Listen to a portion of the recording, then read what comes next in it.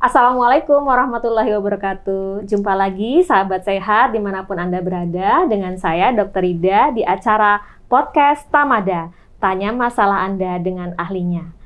Dalam rangka menyambut Hari Pekan ASI Sedunia yang dirayakan setiap tanggal 1 sampai 7 Agustus.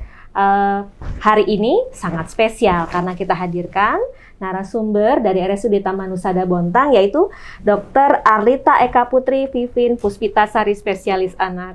Assalamualaikum dokter, apa kabar dok? Waalaikumsalam warahmatullahi wabarakatuh. Alhamdulillah baik ya. Baik dok, ini kita akan menyambut Hari Pekan ASI Sedunia dok. Ada beberapa hal yang ingin saya tanyakan ke dokter Putri terkait ya seputar tentang menyusui. Tema yang diangkat di Pekan ASI Sedunia tahun ini nih apa nih dok? Mungkin dokter bisa sampaikan. Untuk tahun ini ya, jadi memang Pekan ASI Sedunia ini setiap tahun kita peringati sekaligus untuk mengkampanyekan betapa pentingnya ASI.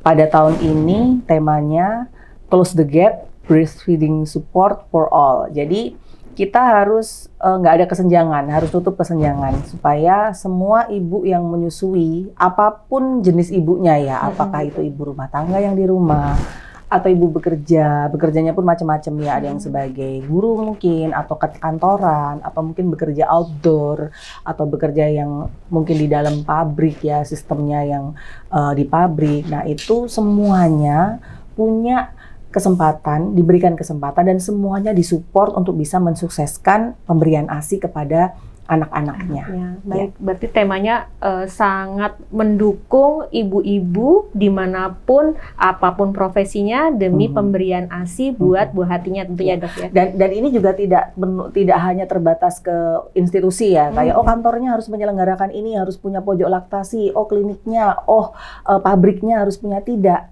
hanya di setting industrial seperti itu, tapi juga setting rumah. Di mana ibu-ibu kita yang seolah-olah tanpa tidak bekerja, kan kerjaanmu cuma nyusuin aja gitu. Nyusuin tuh nggak cuma nyusuin aja. Kalau nyuci aja boleh, nyapu aja, diajain tuh boleh. Tapi kalau nyusuin itu diaja itu no ya, nyusuin itu pekerjaan yang berat ya. Jadi termasuk di rumah-rumah itu juga mereka harus disupport oleh ya orang terdekat, suami, orang tua ya, kakek nenek, mertua ya. Tetangga juga nggak boleh julid tuh sama ibu-ibu yang lagi menyusui, karena mental matters ya. Mentalnya ibu menyusui kalau nggak tersupport nanti nggak bisa. Itu kenapa sih kita saat ini itu semuanya harus mendukung itu? Karena kita tuh mempersiapkan generasi ya. Dan ASI di sini adalah superfood kalau dibilang. Superfood itu makanan yang luar biasa. Kontennya itu karunia ilahi. Nggak bisa kita nyamain. Apapun produk susunya dengan ditambah ini itu nggak bisa nyamain zat hidup seperti ASI. Nggak ada pembandingnya ya, nggak ada pembandingnya. Ya? Dan manfaatnya banyak banget, baik untuk anaknya maupun untuk ibunya sendiri. Nah, jadi apa tuh manfaatnya tuh dok? Banyak sekali ya. Jadi kalau nanti kita bahas mungkin ya manfaatnya lebih detail. Jadi apabila keluarga ini ingin punya generasi yang dia itu diharapkan ya, generasi emas ya yang didengungkan sekarang, mulai dari pemberian ASI itu harus disupport. Jadi tidak bisa tuh nanti gampang, aku duitnya banyak, nanti anakku kulesin ini deh, ini anakku nanti tinggal ku kasih guru les yang mahal, anakku ku masukin sekolah yang mahal. Nggak bisa. From the very beginning, masa krusial anak itu dari lahir sampai 2 tahun, di mana di situ ASI eksklusif 6 bulan ya. Betul. Nah, itu benar-benar meaningful untuk tumbuh kembang anak. Betul, Dok. Manfaatnya banyak sekali, tadi dokter Ida udah singgung. Apa aja sih manfaatnya memangnya? Kan itu kayak bikin bayi kenyang doang. Nggak kenyang doang ya. Jadi proses memberikan ASI ini kompleks. Melibatkan hormonal, melibatkan emosional, motorik, dan segala macam. Jadi tidak hanya sekedar ini makanan bayi, kalau bayi dikasih ASI, bayinya nanti kenyang. Dia nggak rewel. Iya. Udah nggak gitu doang, bukan cuma itu. Ada mindsetnya gitu ya dok? Iya, yang penting kan dia kasih gitu kan sudah kenyang, beres tidur, gitu. Jadi ASI itu tidak hanya mengenyangkan ya. Proses menyusui itu yang pertama, kalau kita lihat dari komponennya mungkin ya, komponen ASI itu ada yang nutritif dan non nutritif. Ada yang kandungan nutrisinya, ya tentu ada karbohidrat, lemak, protein. Ya karbohidrat utama ASI kan ada laktosa gitu, protein, asam amino. Banyak ya, lemak pun ada. ASI itu lemaknya tinggi karena bahan bakar otak bayi kita itu mostly lemak. Jadi lemak itu kandungan lemak di ASI itu tinggi. Tapi lemak yang bagus ya. Kemudian Yang non nutritif, kalau itu tadi kan kebutuhan untuk dia kenyang, dia tumbuh, gedein badannya lah ya, gedein badannya, gedein ukuran otaknya, ukuran lingkar kepalanya gitu. Yang non nutritif sendiri itu banyak. Ada probiotik, ada simbiotik, ada imunoglobulin, zat kekebalan tubuh. Nggak bisa tuh di copy paste sama susu formula gitu, manapun, nggak bisa. Ya? Itu kekebalan tubuh gimana caranya gitu ya, copy paste dan dia tetap hidup, tetap ketelan, tetap hidup, nggak bisa. Terus ada growth hormone, hormon pertumbuhan nih, hormon pertumbuhan. Jadi anaknya tumbuhnya itu pas gitu, nggak kegendutan, nggak juga kurus gitu. Ideal ya dok. Ideal gitu. Jadi kita kan targetnya bukan bikin bayi gemoy ya, tapi bayi yang dia tumbuh normal. Nah itu sesuai dengan itu betul dok. Suka mindsetnya ibu-ibu tuh yang penting anakku tuh gemoy ya, istilah gemuk berisi tembem, pada akhirnya ditambah-tambah pakai support, ternyata dengan ASI saja udah berat badan ideal, bagus ya dok ya, dan lebih bagus. Dan itu baru dari konten ASI-nya ya, manfaatnya luar biasa, ada zat hidup yang nggak ada tanding. Bahkan di ASI itu ada namanya natural killer cell, ada interleukin, di mana semua zat-zat itu fungsinya untuk apa? Membunuh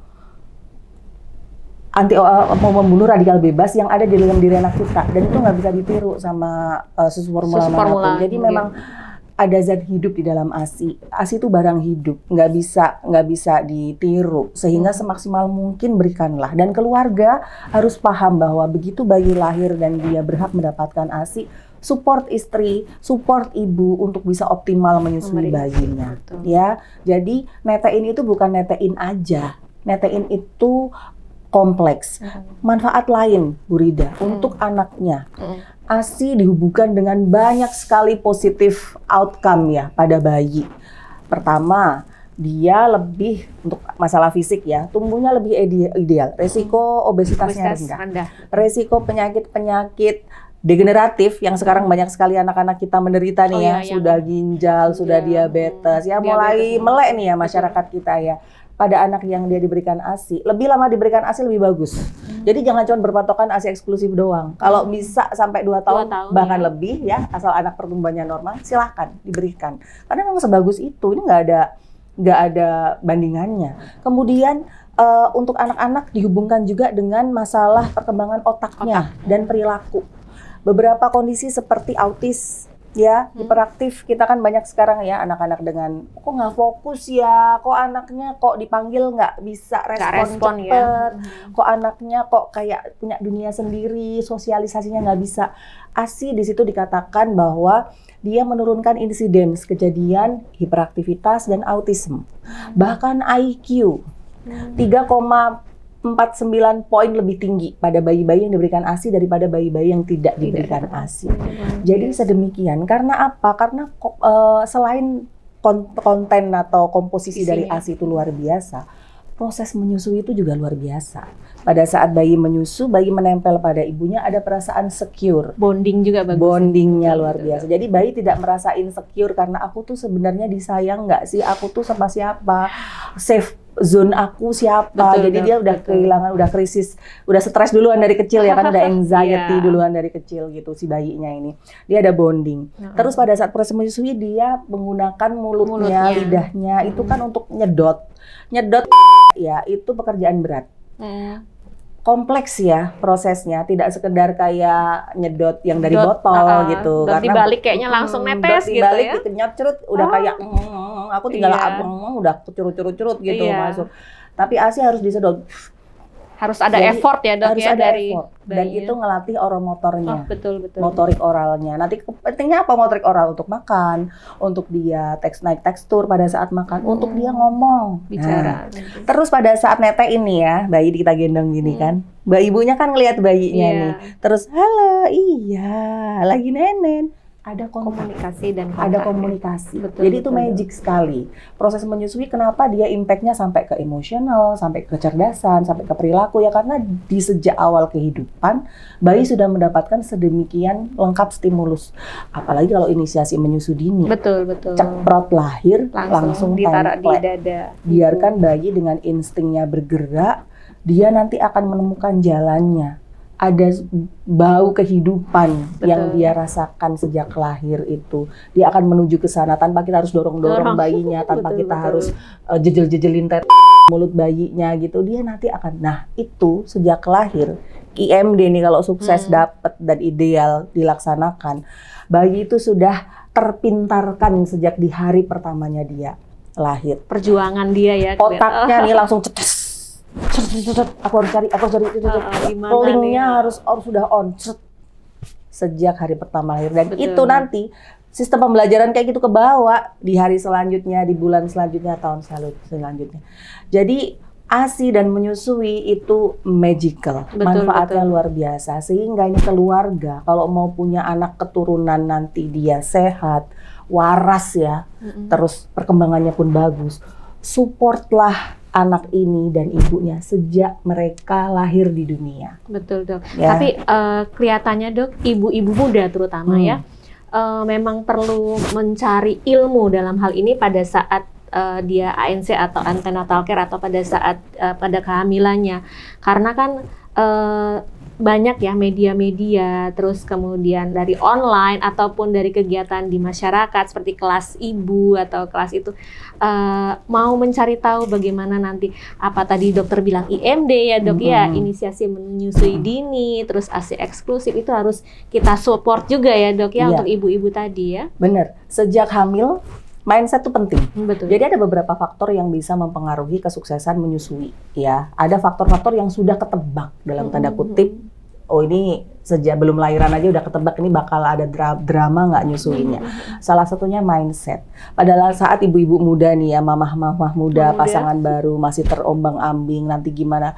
Ya kita paham bahwa hamil pertama penuh kekhawatiran, penuh ketidakpedean. Aku bisa nggak ya, bayiku sehat nggak ya, nanti ASIku keluar nggak ya. Itu wajar sekali dialami, dan untuk itulah support keluarga itu penting. Betul. Termasuk providing informasi. Ibu juga bisa, sekarang kan informasi banyak bisa didapatkan di sosial media. Ikut kelas-kelas online pun banyak tentang menyusui, tentang yoga selama kehamilan untuk nanti lebih lancar, atau ikut sudah pijat bayi supaya nanti bonding dengan bayi lebih bagus. Silahkan mengikuti hal-hal yang bermanfaat itu. Jadi persiapannya tidak hanya sekedar aku nanti mau beli box bayi yang warna itu yang apa, sering, nanti baju bayi aku warna apa, hanya mempersiapkan tema kamar bayi aku nanti temanya kayaknya mau apa. Nah, serba pink, serba blue gitu ya dok ya. More important mami ya dan daddy semua di luar sana ya, isi mindset kita. Betul. Supaya nanti kita bisa begitu bayi lahir kita tahu kita harus apa. Mempersiapkannya. Oh akan ada IMD, dapat nggak IMD?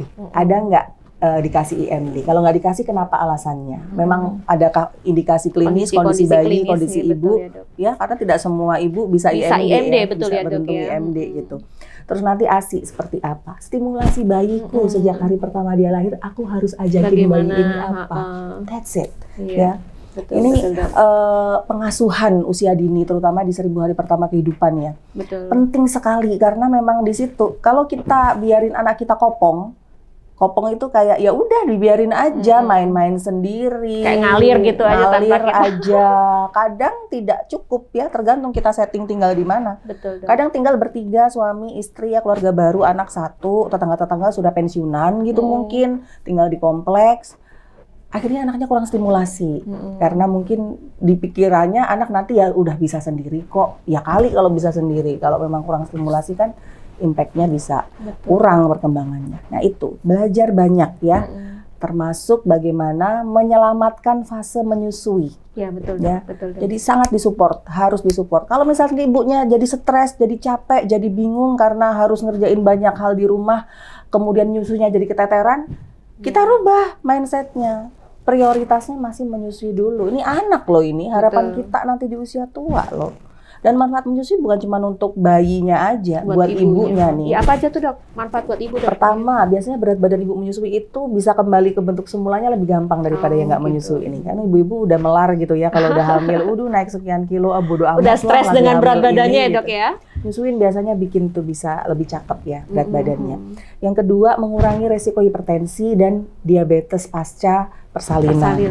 Mengurangi resiko keganasan bun. Jadi kita wanita ya, itu kan ada risiko keganasan kanker endometrium, kanker ovarium, kanker tiroid bahkan. Nah itu bisa berkurang. Bahkan nanti ya manfaat menyusui kita itu terasa juga pada saat kita sudah tua, kita sudah menopause. Ibu-ibu yang dulunya menyusui lebih lama, itu dia memiliki resiko untuk osteoporosisnya lebih kecil. rendah. Bahkan resiko untuk patah tulang panggulnya 48% lebih rendah pada ibu-ibu yang dulunya mereka itu menyusui. Lebih lama menyusui, lebih tinggi kekuatannya.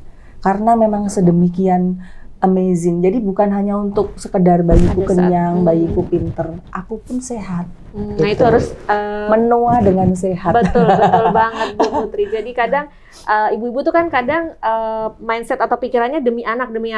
Dengan membuka wawasan begini, ibu akan sadar kan bahwa oh ternyata manfaatnya ada juga nih untuk sang ibunya sendiri. Tentunya wawasan baru ini tentunya Dok. Nah Dok, ada beberapa kasus terutama kadang ya di RSUD yang sering kita temui itu ada bayi-bayi yang bermasalah pada saat menyusui. Mungkin dokter bisa share ke sahabat sehat pun sering masalah apa sih yang sering ditemui pada saat proses menyusui di rumah sakit? Oke, sahabat sehat semuanya. Bayi lahir terus nyusuk nih ya. Masalah yang paling banyak kita dapatkan itu proses pelekatan. Ya, karena terkadang bayinya nggak ada masalah nih secara fisik, dia tidak ada bibir sumbing, ya lidahnya pun juga dia tidak ada tong ya atau ankylosing, tali lidahnya dia tidak pendek. Kemudian puting ibu juga dia sebenarnya bagus, artinya dia modot gitu ya, tidak yang putingnya terlalu kecil atau putingnya terlalu ketarik ke dalam. Begitu memang beberapa ada yang bikin masalah. Kasus-kasus begitu ya Bu. Pelekatan. Jadi kadang pada kondisi ideal atau puting yang ideal dan kondisi mulut bayi yang ideal pun proses pelekatan itu bisa drama loh kalau memang belum dibiasakan. Sehingga sangat disarankan mumpung misalkan lahiran kan pasti di fasilitas kesehatan ya, ada bidan di situ, ada dokter di situ, mungkin ada konselor laktasi di situ seperti Dokter Ida ini ya, konselor laktasi.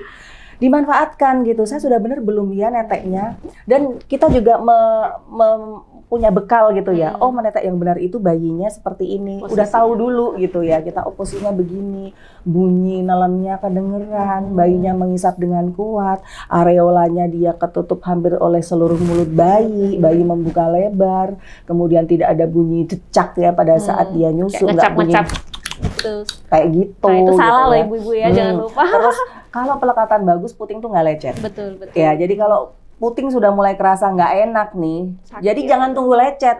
Kayak nggak enak nih posisi. Sudah harus konsul. Pada saat sebelum pulang nih dari rumah sakit ya, dari klinik, pada saat lahiran, pastikan mendapatkan ilmu itu.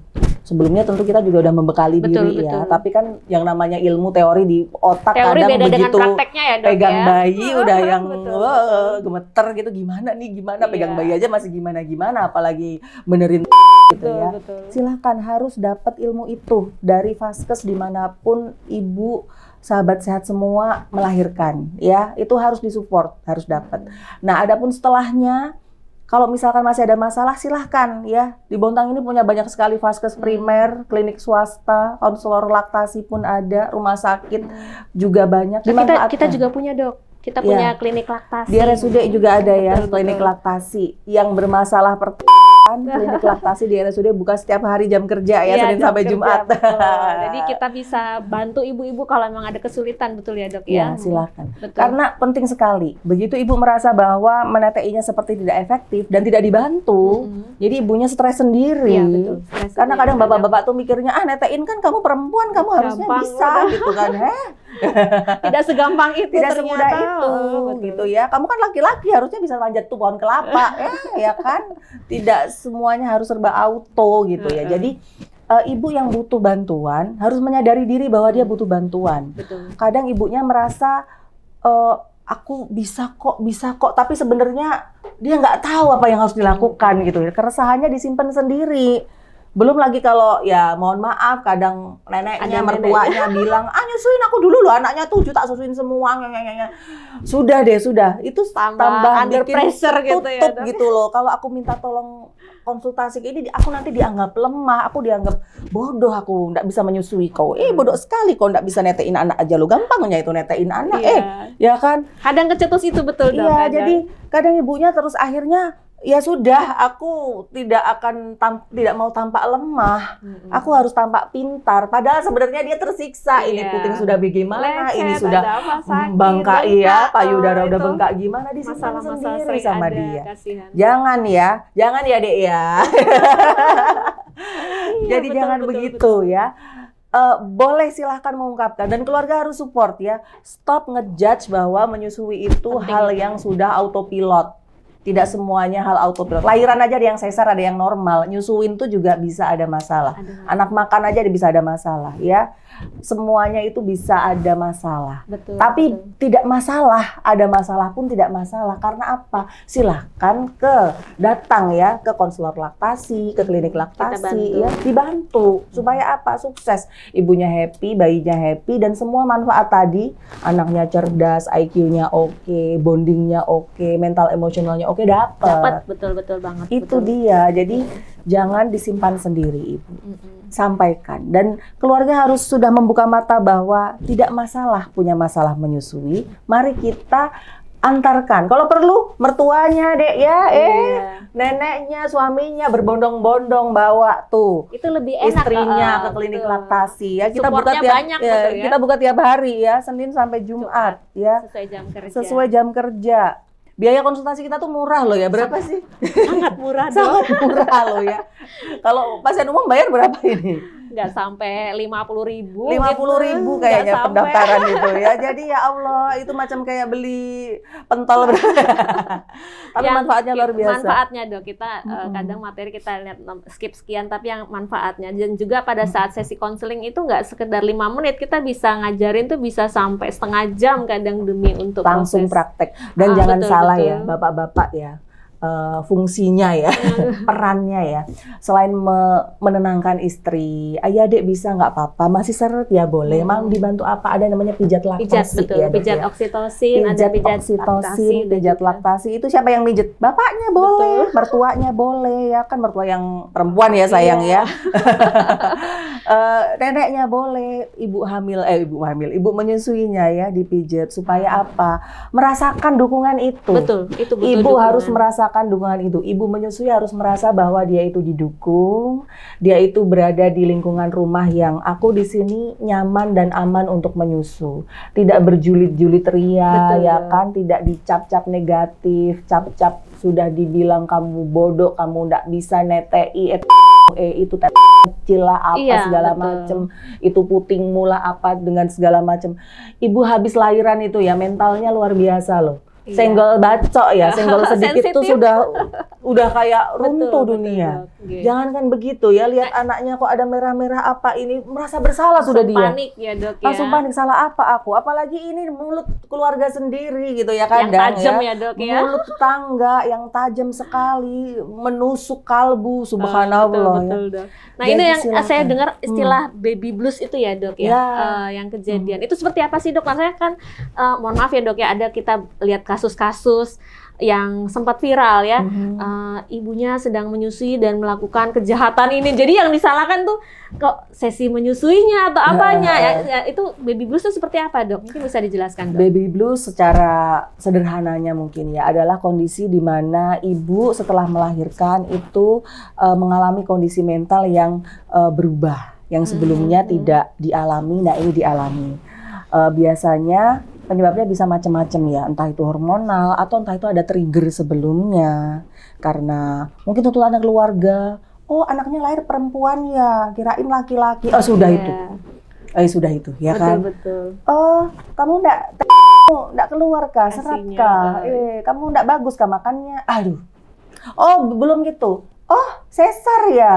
Nggak normal, bukan wanita sejati loh itu kalau ada juga lahir begitu sesar. Ya Dok ya, langsung ya. Jadi kadang kita sendiri yang menyudutkan ibu, yang akhirnya ibu memiliki tumpukan-tumpukan beban mental seperti itu, yang akhirnya keluarlah amarah, emosi apa yang terpendam, dan kadang yang dia lihat anaknya yang jadi pelampiasan. Nah, tentu kita tidak mau itu. Bagaimanapun bayi lahir, dia suci di dunia ya. Harapannya itu bayi yang nantinya bisa jadi penerus generasi keluarga, bisa sukses ke depannya ya. Kita harus support. Jadi sangat dibutuhkan support ya. Untuk Betul, itulah ya betul. kalau menikah kadang harus komunikasi itu Dengan jalan. pasangan dan keluarga. Masing-masing Betul. harus belajar. Ibu pun belajar, ayah pun belajar, kakak nenek pun belajar. Ya, semua harus mulai melek ya, mulai meningkatkan pembelajaran. Betul, betul, Dok. Nah, Dok, tadi yang dokter sampaikan soal kalimat-kalimat dari keluarga yang menyatakan, oh ini ASImu sedikit. Sebenarnya itu kan kayaknya kaitannya juga dengan, ada kaitan dengan hormon nggak sih, Dok? Jadi kayak hormon oksitosin dan prolaktin itu ya, Dok, ya? Ada istilah hormon-hormon itu. Kayaknya kalau hormon oksitosinnya ditekan juga kan stres, sedih, panik. Jadi kayak ASInya bisa jadi nggak keluar ya, Dok? Betul ya, Dok ya? Jadi ASI itu, dia fungsinya itu kalau kayak pabrik ya, itu tidak sekedar internal dari ibunya, tapi juga ada eksternal. Jadi nggak cuma endokrin, tapi juga autokrin. Pada di dalam tubuh ibu sudah ada tuh hormon-hormon untuk mempersiapkan diri ya, untuk dia nanti bisa menyusui, ASInya bisa terproduksi itu ya, oksitosin sekian naik sekian, prolaktin naik sekian, itu ada. Nah, dari eksternalnya, bayi nempelin mulutnya ke puting ibu, itu sudah ngasih sinyal tuh, cetek. Dah, itu ekstra. Termasuk pada saat kondisi-kondisi ibu itu secara mental, dia depresif, itu hormon berubah. Akhirnya pada saat hormon berubah, dia menekan produksi ASI, seret jadinya. Sehingga apabila ibu ini sudah mengalami masalah produksi ASI, mungkin sebenarnya dia sudah men-struggle ya, udah berusaha dirinya untuk afirmasi positif. Cukup kok ini, cukup kok untuk anakku lahirnya segini, berat badan sekarang segini, ini normal kok di grafiknya gitu ya. Mungkin ibunya sudah menutup, sudah mencoba untuk menenangkan diri bahwa ini cukup. Tapi begitu satu kata tetangga, satu kata mertua, satu kata mamanya mungkin ya, ASImu sedikit sekali, tambahlah sufor. Kau minumlah ini, itu, sudah. Itu justru tambah ngerem. Bikin produksi ASI tambah ngerem. Sehingga kalau ibu merasa ada masalah, ya, kemudian kita sebagai orang tua nih ya, ini kita jadi nenek nih ya, yang sudah berpengalaman ya kan, pernah dulu nyusuin, entah bener entah enggak sebenarnya ya kan. Semoga bener ya Bu ya. Kenapa? Kok kayaknya ASIku sedikit ya, Mak? Jangan dicap, jangan kenapa kok makannya yang banyak, sudah dikasih sumpah serapah begitu, sudah di judge seperti itu. Kenapa kok rasa ASImu sedikit? Ditanyakan dulu, kenapa kok kamu rasa sedikit? Iya, soalnya kok sepertinya adik kok meneteknya kok sebentar-sebentar kayaknya, atau dia kok meneteknya malah lama sekali, nggak lepas-lepas. Apa memang ASIku ngalirnya sedikit, makanya dia lama baru lepas, baru kenyang. Atau kalau kok kayaknya kencingnya kok sedikit, kok kayaknya payudara kok nggak kencang, apapun nanti keluhannya. Kalau memang kita sebagai orang tua, sebagai tetangga, sebagai suami, nggak tahu ilmunya, konsultasi yuk ke Bu Bidan lah di puskesmas, ke ruang konsultasi di dokter di puskesmas boleh, mau ke konselor laktasi boleh, ya silahkan. Maukah konsultasi? Nggak mahal itu, kalau toh harus pakai biaya. Di puskesmas apalagi kan bisa. Betul. Ya, puskesmas nanti menyerah, tidak tahu kami mungkin ya, atau belum ada konselor laktasi di puskesmas. Ibu ada konselor laktasi loh di Bontang, di rumah sakit Taman Husada ada. Buka setiap hari Senin sampai Jumat, silahkan. Demi siapa? Demi cucumu juga, Nenek. Demi anakmu, Pak. Ya kan, demi istrimu juga. Jadi jangan menganggap bahwa ibu yang bermasalah menyusui artinya ibunya bodoh. Artinya kamu yang error, kamu yang salah, kamu yang berdosa. Iya, tidak begitu. Semua masalah tuh ada. Jangankan masalah menyusui, ayo kita goreng aja masalah, bisa. Kita jalan pinggir jalan masalah, bisa. Semua pasti ada, bisa ada masalahnya. Dan yang sikap kita adalah pada saat masalah itu ada, kita rangkul, tidak langsung emang kita apa? Kita loh bukan konselor laktasi, bukan pun dokter, ndak ada sekolah bidan, ndak ada sekolah perawat, langsung main tuduh. Kamu sih kalau sore mandinya loh. Kamu sih kalau mandi airnya dingin, airnya hangat, salah semua jadinya. Jadi ya kan? Kayak penghakiman ya Dok ya. Iya, jadi kayak hakim massal, padahal ya ibu ini butuh support, butuh dukungan, butuh dukungan. Dia keresahannya ini Kadang ibu-ibu juga karena tahu mungkin ya di sekitarnya seperti itu, dia jadinya memendam. Mending aku nggak ngomong, mending aku nggak komplain, pasti nanti aku dituduh macam-macam sudah aku ya. Kadang seperti itu juga lingkungan kita ya. Dok. Jadi kita memang perlu memberi dukungan sepenuhnya ya Dok, ya, sesuai dengan tema tadi ya Dok ya, tema Pekan ASI Sedunia. Memang nggak perlu ada gap dan kita dukung, rangkul semua ibu-ibu dimanapun berada demi kesuksesan untuk proses menyusuinya ya Dok ya. Baik Dok. Dok, jadi tadi kan ditegaskan kembali kita RSUD Taman Husada siap dukung pemberian ASI ya Dok ya. Dari ruang kebidanan juga kita bantu untuk IMD, betul ya Dok ya. Inisiasi menyusui dini nggak cuma di persalinan normal, persalinan SD juga bisa kita bantu juga. Baik Dok. Mungkin ada closing statement nih Dok dari Dokter Putri tentang materi perasian pada hari ini. Mungkin next time kita bisa sambung dengan episode lainnya tentang seputar ASI. Untuk kali ini mungkin ada closing statement dari Dokter Putri. Baik, terima kasih sahabat sehat semuanya. Mama sehat, Bapak sehat ya kan, Mama muda sehat, Papa muda sehat, bayi-bayi sehat semua ya. Semuanya sahabat sehat ya. Demi kesehatan bersama. Demi kesehatan. Betul. Menyusui, ASI dan menyusui adalah proses yang magic. Proses yang sakral, sakral banget ya. Artinya apa? Di dalamnya itu ada kondisi ya, mental, emosional, kondisi stimulasi motorik, kondisi nutrisi, baik itu untuk pertumbuhan bayinya, termasuk untuk antibodi, imun, semuanya itu ada. Baik dari faktor ASI-nya sendiri, maupun faktor proses menyusuinya sendiri. Dan semuanya ini harus kita selamatkan. Supaya apa? Supaya anak-anak kita nantinya berkembang menjadi anak-anak yang sehat dengan tumbuh kembang yang optimal. Ingat, Indonesia sekarang sedang kenceng-kencengnya ngatasin mencegah stunting. Dan salah satu yang poin ya, yang didengung-dengungkan, yang disupport untuk mencegah stunting adalah pemberian ASI eksklusif. Karena pemberian ASI eksklusif bukan hanya tentang bayiku kenyang, tapi tentang bayiku tercerdaskan. Baik dengan komponen ASI yang aku berikan dan dengan proses menyusui yang aku lakukan. Sehingga ibu ya, kalau dia sehat, kalau dia pinter, kalau dia berwawasan, punya pengetahuan tentang menyusui, akan lebih meningkatkan kesuksesan pemberian ASI kepada bayinya. Keluarga di rumah, suami, kakek, nenek, mertua, tetangga juga, dan seluruh stakeholder ya, harus mendukung. Karena menyusui dan ASI bukan hanya tentang bayiku kenyang atau bayiku lapar, tapi tentang menyelamatkan generasi. Supaya generasi kita menjadi generasi yang lebih sehat dan lebih berkualitas, baik secara fisiknya maupun secara kemampuan otak dan daya berpikirnya. Terima kasih banyak. Baik, luar biasa sekali Dokter Putri. Terima kasih atas waktunya dan wawasannya yang telah disampaikan pada hari ini. Semoga materi tentang segala perasian hari ini ya bermanfaat, baik untuk kita maupun masyarakat dimanapun mereka berada.